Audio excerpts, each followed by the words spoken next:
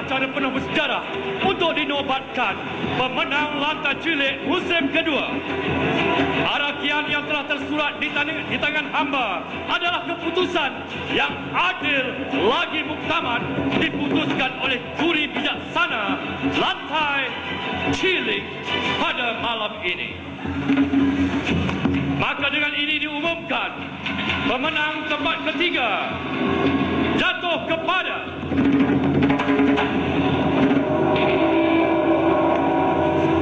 kumpulan Elok Lenggok SK Bukit Selukong Shah Alam Selangor.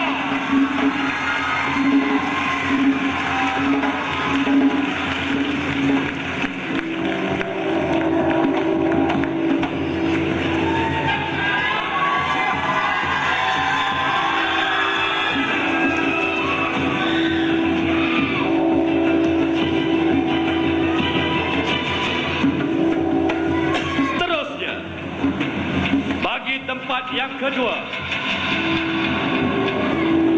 adakah negeri Sabah di bawah Bayu atau negeri Selangor atau dari Melaka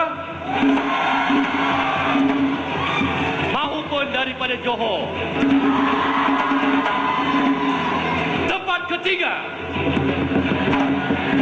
daripada kumpulan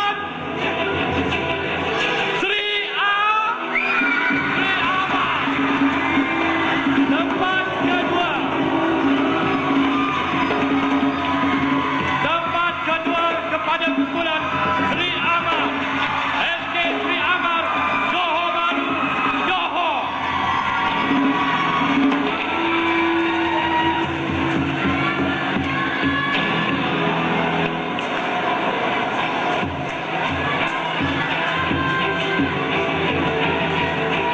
Dan meneruskan acara, tempat pertama, selepas 60 nama memerah keringat memberikan yang terbaik di pentas lantai cilik.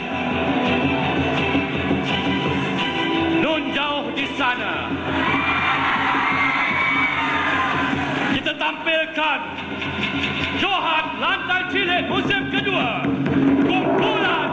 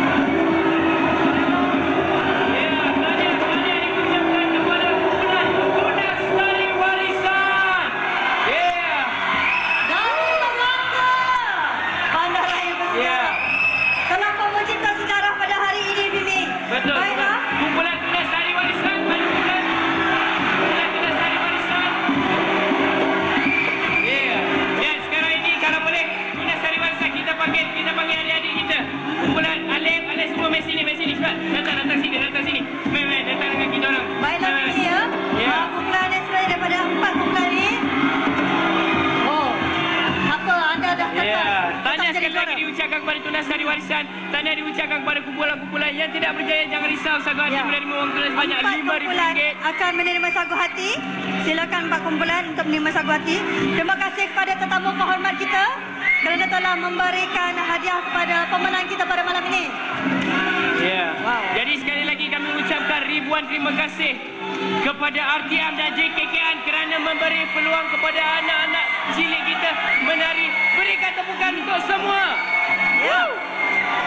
Tahniah. Baiklah, tepukan yang gemuruh kepada pemenang-pemenang semua dan kepada yang tidak berjaya, jangan berputus asa. Anda tetap pewaris seni bangsa kita, ya. Baiklah, kalau ada sumur di ladang, boleh kami menumpang mandi. Kalau ada umur yang panjang, pasti kita berjumpa lagi. Terima kasih kami ucapkan kepada penaja kami, iaitu Motosikal Modernas. Dan insyaAllah sekiranya ada rezeki, kita pasti berjumpa lagi. Saya Seri Nabila. Saya Fimidan. Dan semestinya ini semua dalam Lantai Cilik. Letusan jiwa, gerak tari mempesona. Luahkan rasa, tunjukkan gaya, lakukan setiap pandangan